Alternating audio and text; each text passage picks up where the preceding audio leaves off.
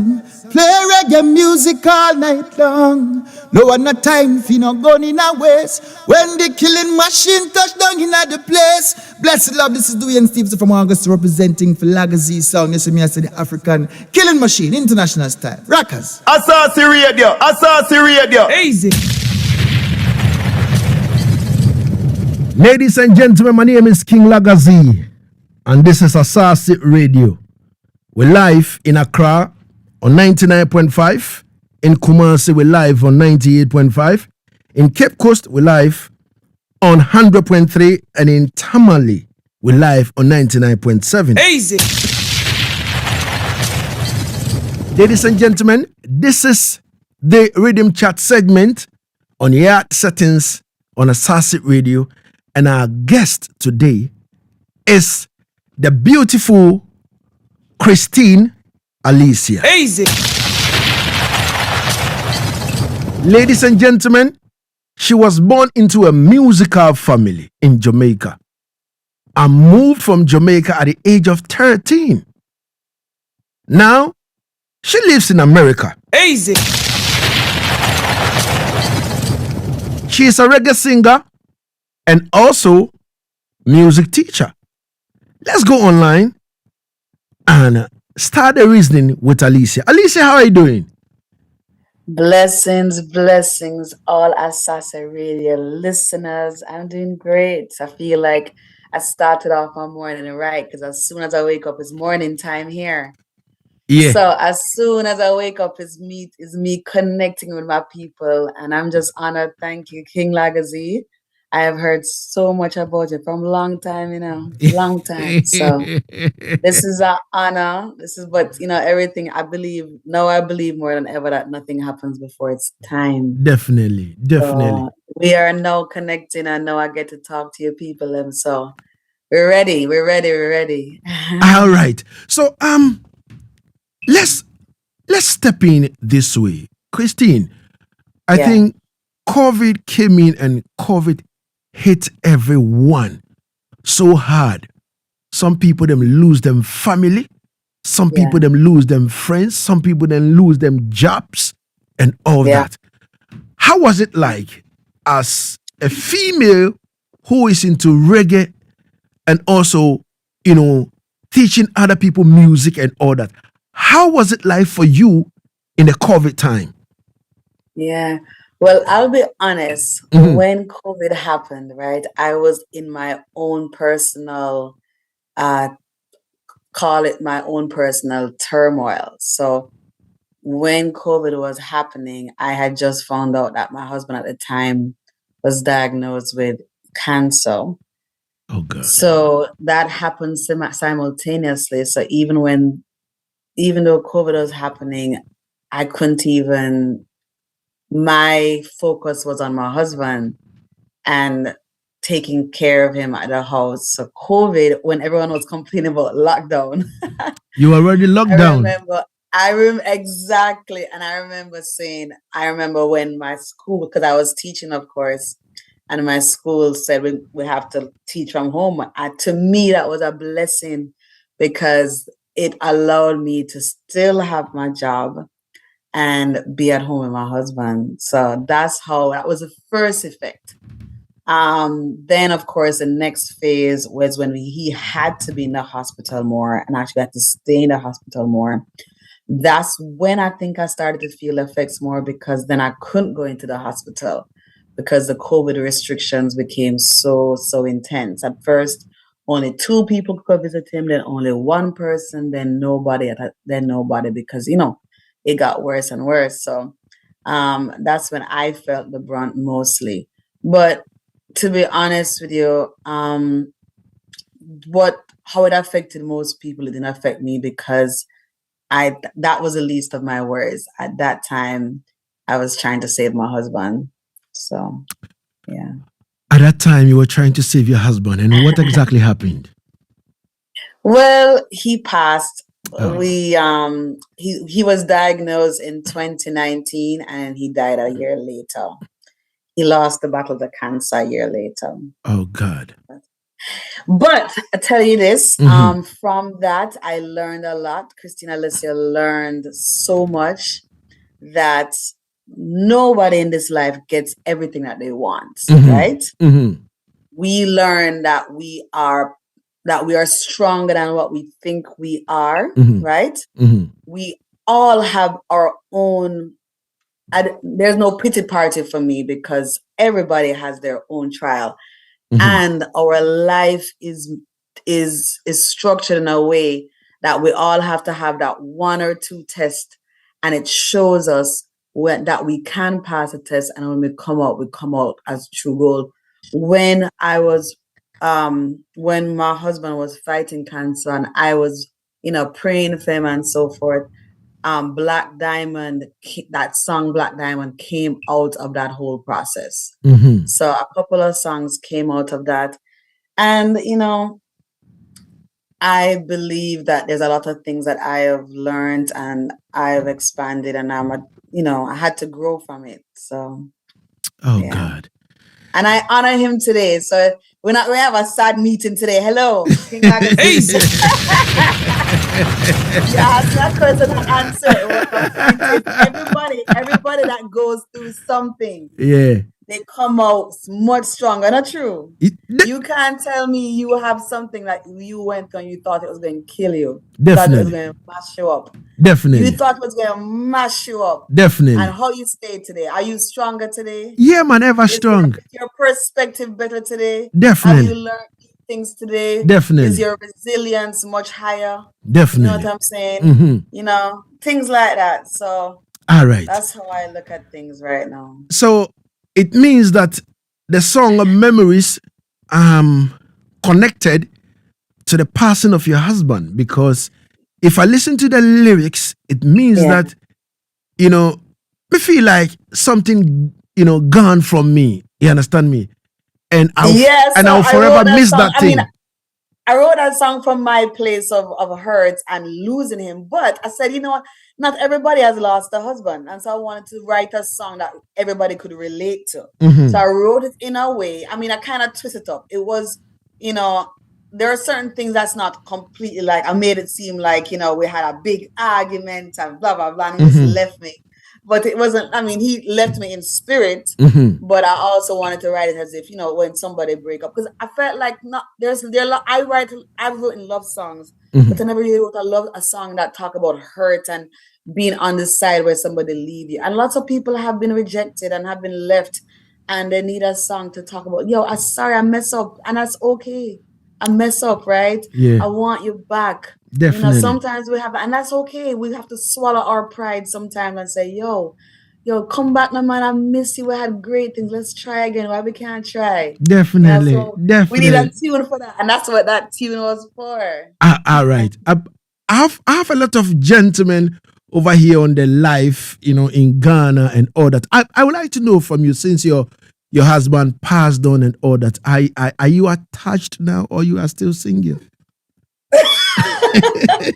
Easy.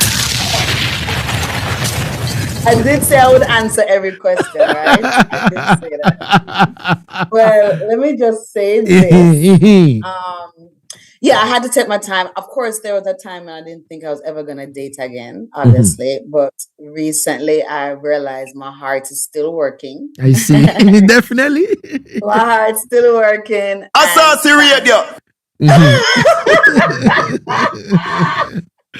And since it is still working and I have lots of life ahead of me, definitely, I decided that, not decided, it is a natural thing. So yes, I'm not attached to anybody. I believe all I have to do is focus on my calling, which is doing this work, the music and teaching and feeling the blessings of my life. Okay. And what is right will come to me. I believe in the law of attraction. Yeah. And my husband that came into my life came into me that way when I was focused on my purpose. And he was amazing. And so the next person is gonna be just as amazing. Definitely. So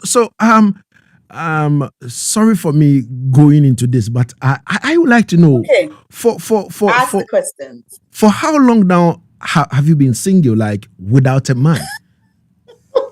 going on here? I just want to know. My husband passed in 2020. Okay, 2020.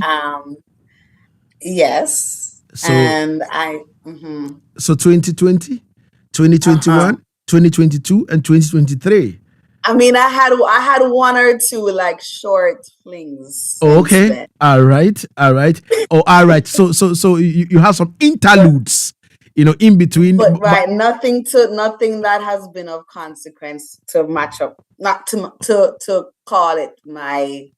Okay. Yes. All right. I got you. No. I'm asking this. Maybe a man on the live would love to step up. You understand me and say, yo, Lagazee, you don't know, say, me check for Alicia, you know what I mean? And you know how the thing go already. Even though it's long, distance, we can still manage. Yeah. Asaase Radio. Oh God. oh, you don't like Lagazee, King Lagazee. Is this a hookup? Is this a hookup interview or no? Which one?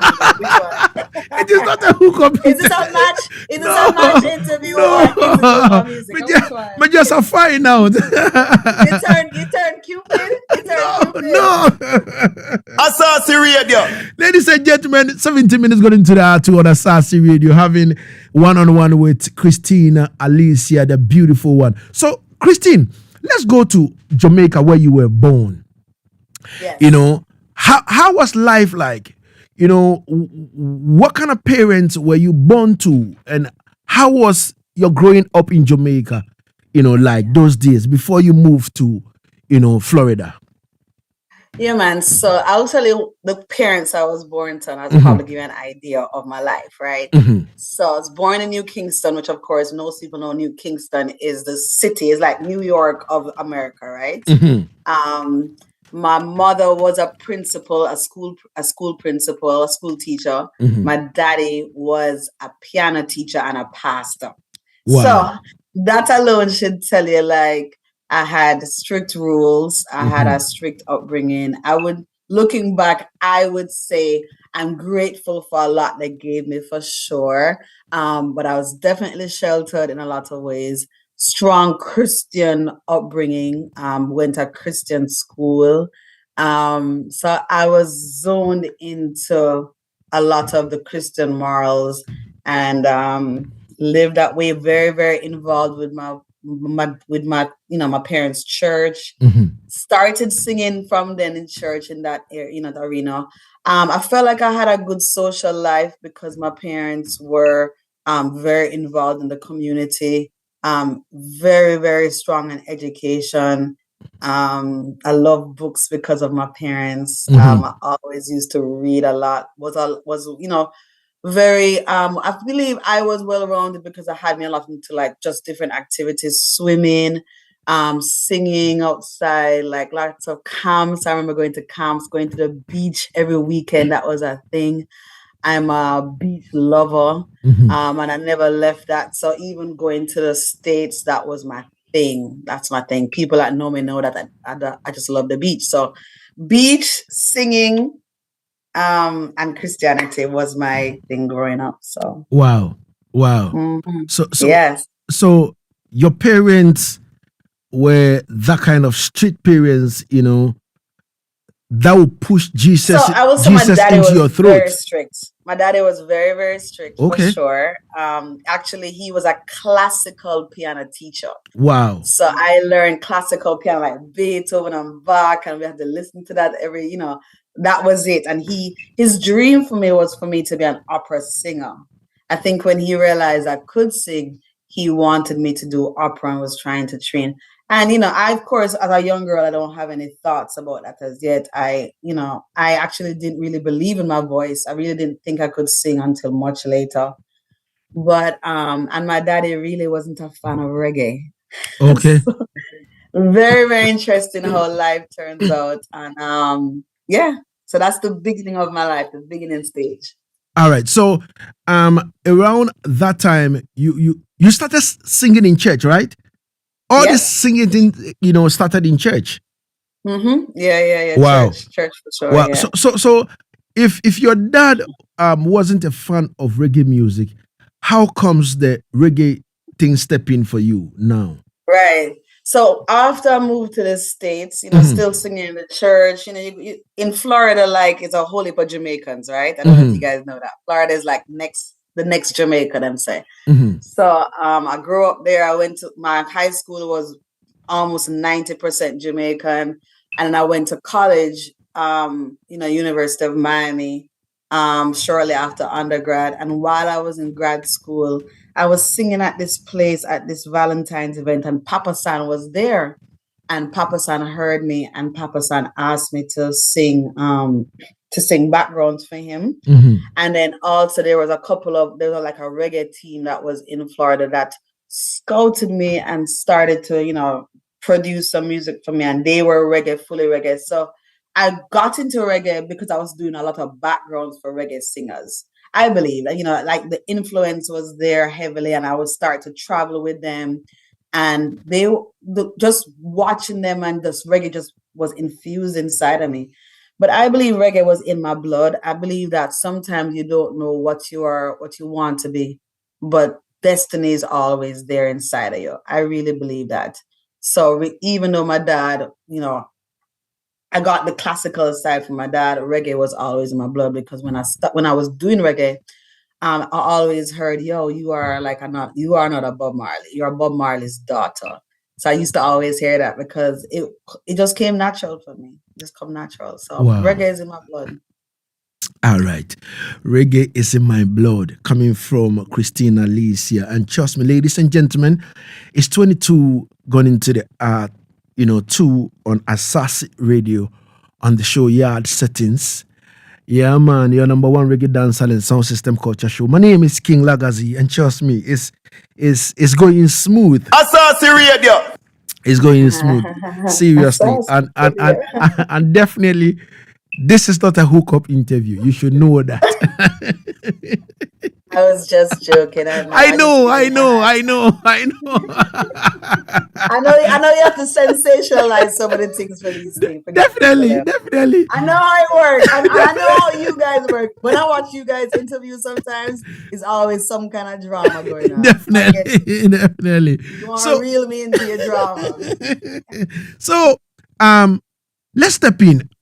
In terms of you recording now, like professionally, even though you're a background singer for Papa San, Papa San is yet to be on this show. You understand me?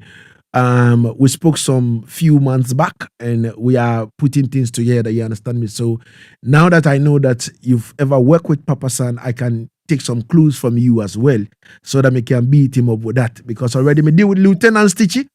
And Lieutenant Stitch is just certain things, even though all of them are pastor now. So, in fact, there's the reason. The first time I came to Kenya, I went to Kenya for a concert. It's because of a song I did with Papa San called Philistine. Philistine kind of blew up over there. Yeah, and that's a duet with me and Papa San. I was when I was doing gospel. So after I did backgrounds with Papa San and Nigel Lewis, I came up with a gospel album long time ago. And that was my first debut album. And a gospel album? Yeah, man, I did a gospel album long time ago. That was my first album. That's how I first started. So it means that Papa San influenced you to put out a gospel album? Yeah, man. I told you I was a Christian long time ago. Yeah, I did a gospel album. See. So anyway, after the gospel album, I did some singles, and then I met Rory Stone Love. I got a manager in Florida who introduced me to Rory, and then Rory produced my second album, Songs from Zion, which I think is what you have. Songs from Zion, and Songs from Zion have it was during the time when I actually met my King Man. And I also wrote a few love songs. I wrote Roll It. That's where Roll It is on. And then some other songs like Zion and, some other inspirational roots reggae songs. So that's my roots album. All right. I understand you, because as you said, when you met the King Man, then love songs step in. You understand me? Yeah, man. Yeah, man. I can feel the vibes. You know what I mean? yeah, man. Songs like Key Lock and My King. Okay. Songs like those, yeah. All right. So you coming to Kenya. In which year was that? That was in 2000 and let me see, the album came out in 2017. I think 2018 or 2017. No, I lie. Yeah, 2000 and wait, hold on. Yeah, 2016 or 17. One of them. All right. Yeah. So when you came to Kenya now, like your first time being in Africa, a lot of artists are dreaming, and it is their dream to come to Africa, to have a show. And you step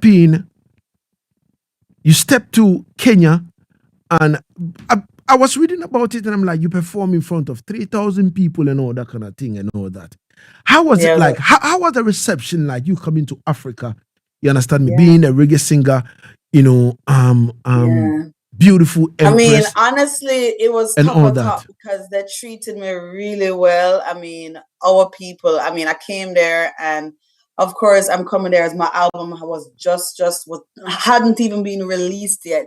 But I think Freedom Fighters was really big over there. I Choose You. So those songs, bless them. They played it so well. And I came over there, they treated me like royalty. There was a huge show. I worked with a band that was there, a local band. They treated my whole team, with just pure good vibes. And they want me to come back. They've told me they want me to come back, but of course there were some things I had to work through. Like I said, the album had to be released. I had a lot of promotion over here, and then just life happened with my husband and so forth. So I believe that now I'm stepping back and, having this interview with you, and things start to roll now, that the doors will open up and I come back. So, All right. Ladies and gentlemen, it's Kristine Alicia. Yo, let's talk about this in terms of you meeting Rory Stone Love. Your producer introducing you to him. How was it like working with him? Yo, Rory is a legend, as you know. I would fly down to Jamaica because I live in Florida at the time, so I would fly down a couple of months at a time and work in his studio. And what I loved about the experience is that I would write the songs. He'd give me his rhythm. His rhythms were made like from the musicians there, and they organically wrote them. And then he would say, yo, listen to this. And I would write it, go sit down, write and feel it. And then we would go back and forth. He would tell me, oh, I like that, I don't like that. And so we kind of like tweaked a couple of things together. He had a writing team that approved what I did. When I would go in there, he would make sure I just get into, like, it was a whole like essence and a vibe of creating and putting the whole thing together. He is definitely a genius because he knows what works for the sound systems, and what he wanted to create was in line with what I was feeling, which is just getting real roots, earth music. And that is what we created from Songs from Zion. So especially because of my gospel background, but I was trying to come out of the gospel box, it still was in line with things that came naturally to what I wanted to sing about. So what I loved is that he allowed me to write what was in my heart, right? But still was still related to people that know the church, or people that were in the Rasta community, or whatever community. It was a message that could relate to anybody, right? And that's what Songs from Zion is. Songs from Zion, songs of hope and songs of truth, universal truth. Wow. Yeah. Well, ladies and gentlemen, if you have any question, trust me, you can step on the live on Facebook, Asaase 995 Facebook page. We're live over there. Easy. Yeah, man. This one is coming from Jerry Chichidudu of VOV Radio Hohoi.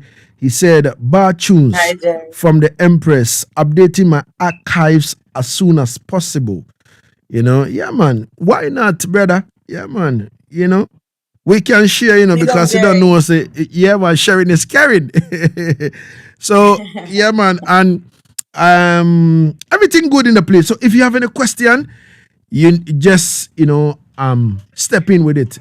Junior Maestro all the way from Norway far. We step on the live and go so boom and say, greetings, family. Please ask her about her teaching profession.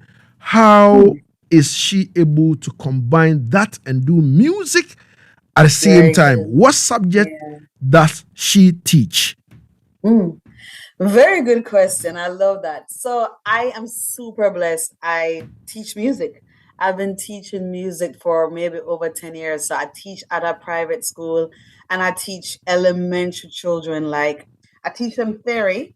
I teach them how to play ukulele, xylophone, drums, the recorder, singing, music theater. So I use everything that I have learned, thankfully. And I get to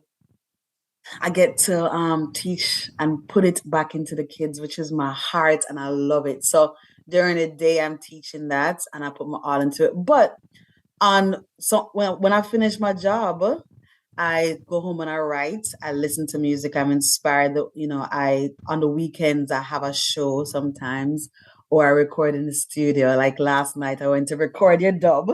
So the weekend time or my night time is when I, invest into my music career, separate from my teaching career.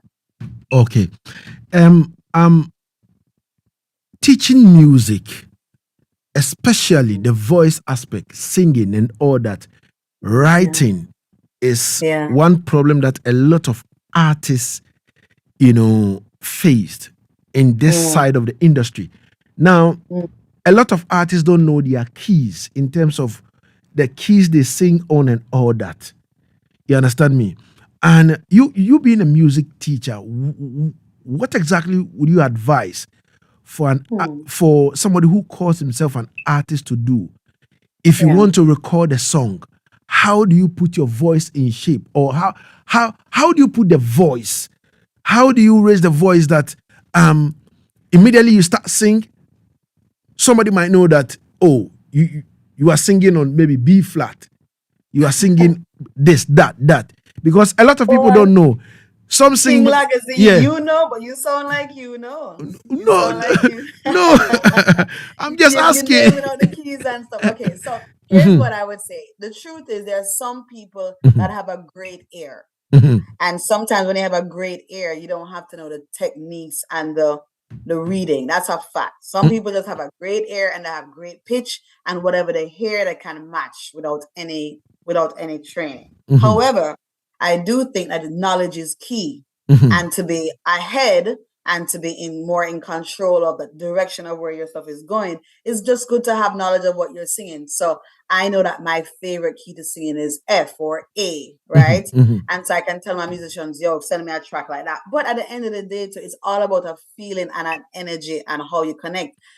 But to refine your skills, it's always good to get vocal training, which I believe made me better, vocal training, and always to learn the scales. So like you learn, just like what you say, you learn your B flat, you learn your A, you learn your minor scales, you learn your major scales, so that you can flow in the tracks properly and so that your melodies cannot have just the same riffs all the time. So when you know your scales and you know like certain things about music more time, you have more control and you're ahead of the game where you can vary your melodies and come up with better melodies. So yes, in terms of writing, it is always better to, I would say, know your scales, get a little bit of knowledge on the scales, and make sure you tune your voice at least regularly, like exercise with vocal warm-ups.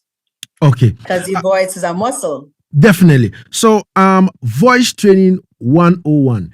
Please, I want you to take us through in terms of like the basics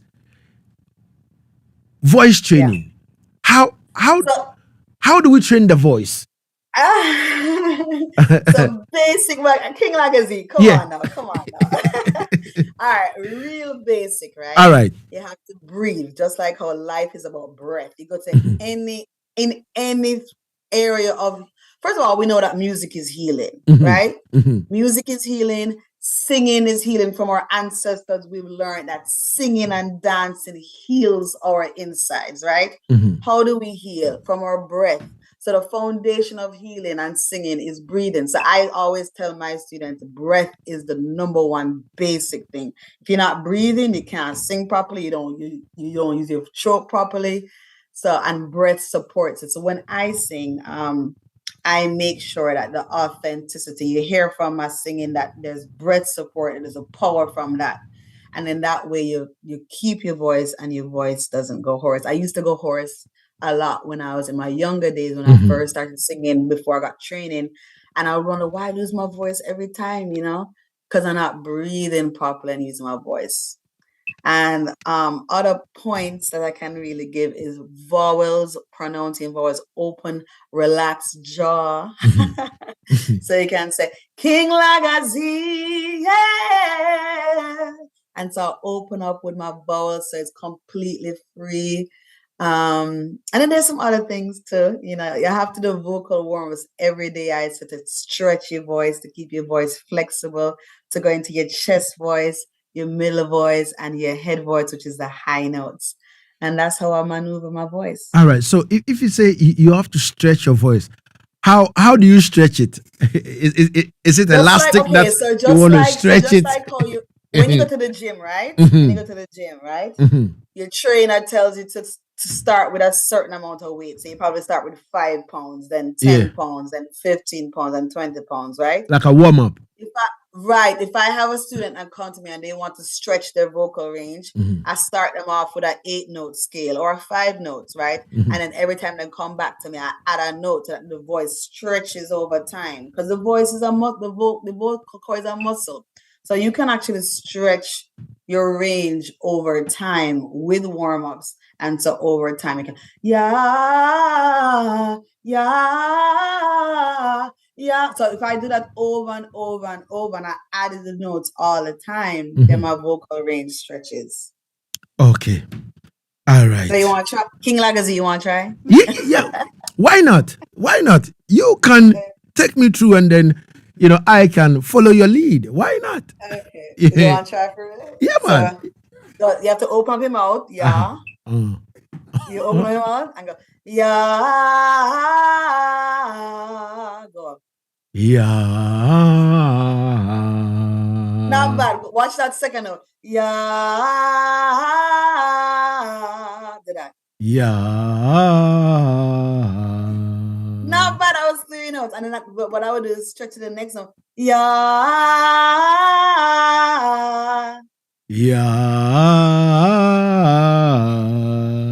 Don't he's doing well. Easy. Asaase Radio. So what I can tell, I can't even see, but I can tell that your mouth is relaxed. You don't sound tight in your throat, correct? Yeah. You never tight in your throat. Your mouth has to relax. And that goes for so many things. So very good. Good job. Definitely. Give thanks. Asaase Radio. This is Asaase Radio. We're live with Kristine Alicia. Trust me, everything good. Let's go on the Facebook Live and read some comments coming from Pedro Medina Cruz. He said, yeah, Medina, what's up? All right, man. So he said, X-Life and Claire inside Indianapolis, Kumasi, Tunnel, so Kesben Junction. Keep up the good work. And also coming from Atta Nicholas. Atta Nicholas says, oh my God, we thank God for today. I really love your beautiful voice, like music, Empress Christiana. Keep on keeping on. I'm watching you live from Pocket Darling Barbecue opposite Hatnan City. All right. Easy. So Junior Maestro from Norway, far away again, step in and say, while she lived in Jamaica, did she ever get opportunity to be in a dance? What does her parent think about her new direction? The question is whether I went to a dance when I was in Jamaica? Yeah. Well, like I said, I left when I was 13. My dad was super strict. I would pass by the dances, but I never really was able to go to dances. When I went back to visit, so of course, when I left Jamaica, I go back and visit every year. When I went back to visit is when I was, as a teenager, as a much older teenager, I would go with my friends to the dance. Yes, later on, but not when I was living. All right. So, Junior Maestro is again asking that, what does her parent thinks about her new direction? Good question. My mother is in full support. She always supported my music. And your dad? It didn't matter whether it was reggae or gospel or not. She's in full support because she understands my message. My dad, him don't really like the reggae still, but he's a dad. So, I'm just stay there to support, but yeah. He doesn't like reggae. Ladies and gentlemen, just me. 40 minutes going into the 2 on Asaase Radio. In no time, we'll be out of here.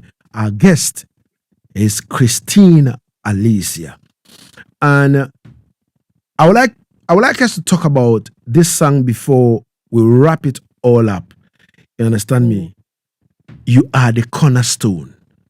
Yes, you are new the song. cornerstone. Thank you, new song. Yeah. How come this song here? You are the cornerstone. Who is that cornerstone?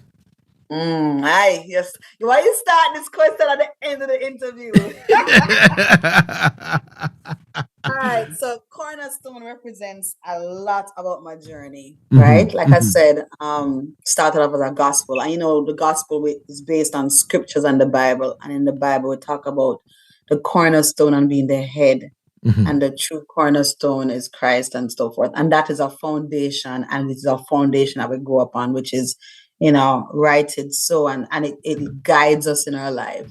What I have learned in all of my experiences, including to summarize, like my husband's death, growing up, all that stuff, that what I believe God has given all of us is not just to look outside for our strength and our help, but God has given each one of us, right, deep down inside, when trials come, when we feel rejected, when we feel like no one not paying attention to us, when COVID they let us go from our jobs and we don't have no jobs and no support, that we had to find a strength within us that God already give us the cornerstone. And that when we find that out, we realize that we are a chip of the old block, and the chip of the old block is God.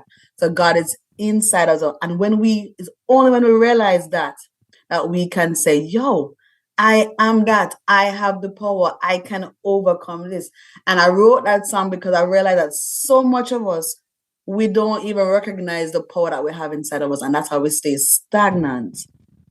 And we don't rise above our obstacles because we don't really believe in ourselves.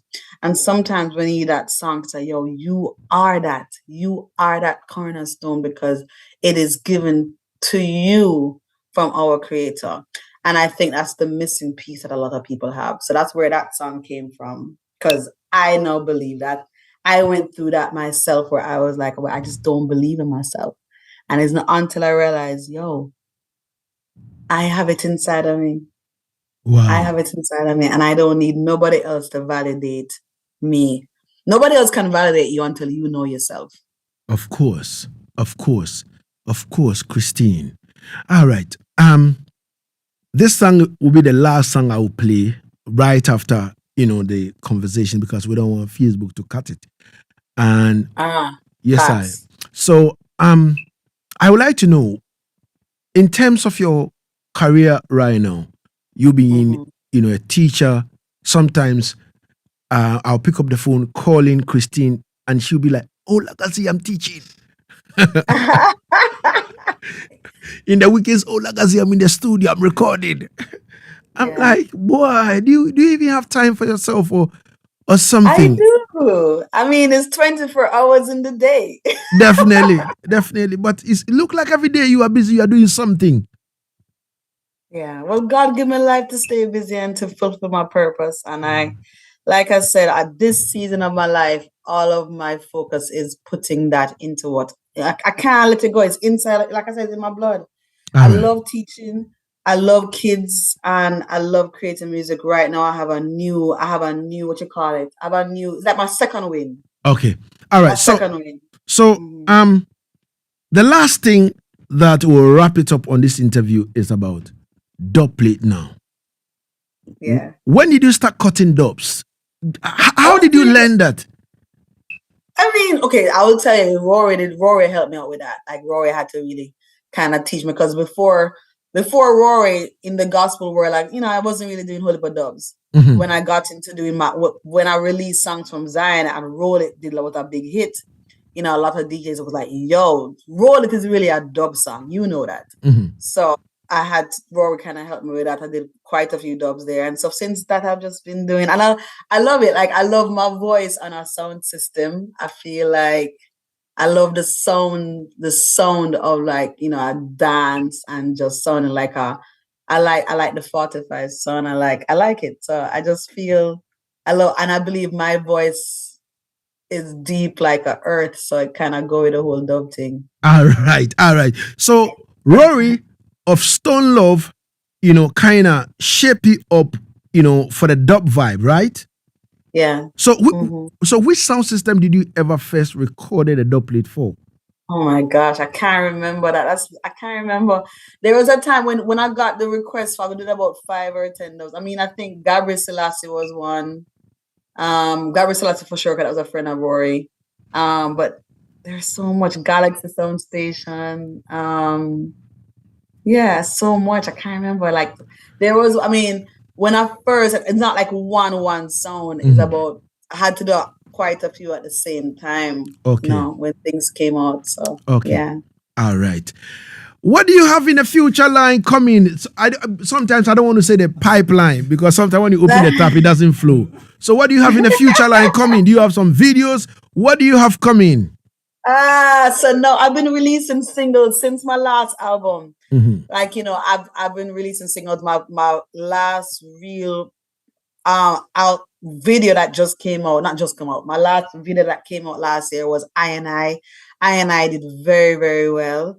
I'm releasing singles now, but now people are like, they don't want, I've been just releasing singles, but now I finally made a decision because they've been asking for an EP or an album. So now I'm going to focus on releasing an album.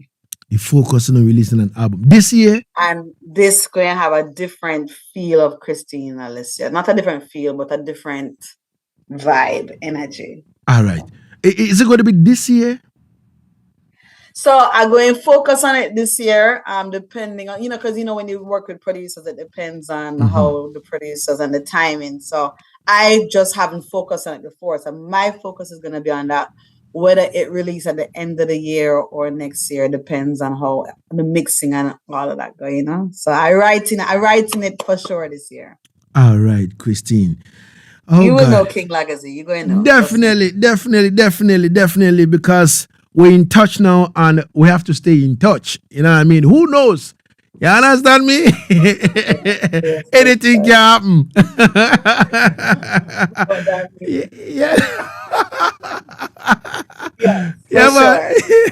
Yes, Kristine, before I leave you finally, your word of advice to female artists who are in the same, because I know females go through a lot in this industry. You understand? And I know sometimes I don't want to go in at that because always it look like man want to take advantage of woman. Every day man want to take advantage of woman. I'm gonna lie them thing there. You understand me? You see me? So So you know how you did first ask about my dating life. Yeah. And how did I answer? So I just go and leave it at right there. I just answer straight. And then just like in the song, you are the cornerstone. Or the second verse. Pretty girl, know your value. Don't let the media lie to you. That is my answer. Once a female artist, or any female for that matter, knows their worth and their value. Definitely. One, she's able to walk towards properly in her purpose without distraction. And two, walk away from foolishness and distractions that don't serve her properly.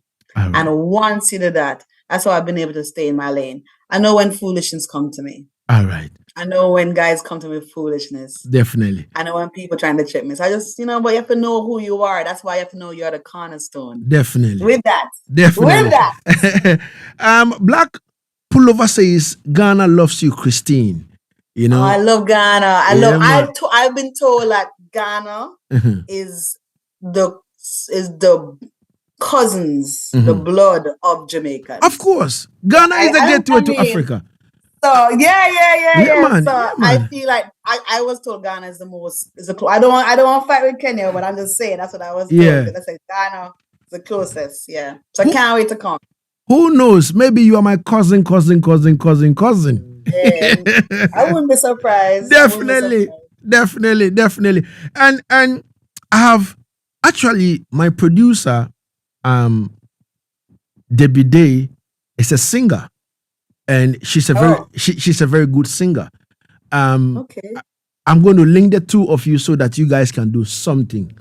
You understand? That would be nice. I would love that. Of course. Love that. Yeah, and with there so and we'll push it. You know what I mean? Yeah, man. Yeah. You see it, man.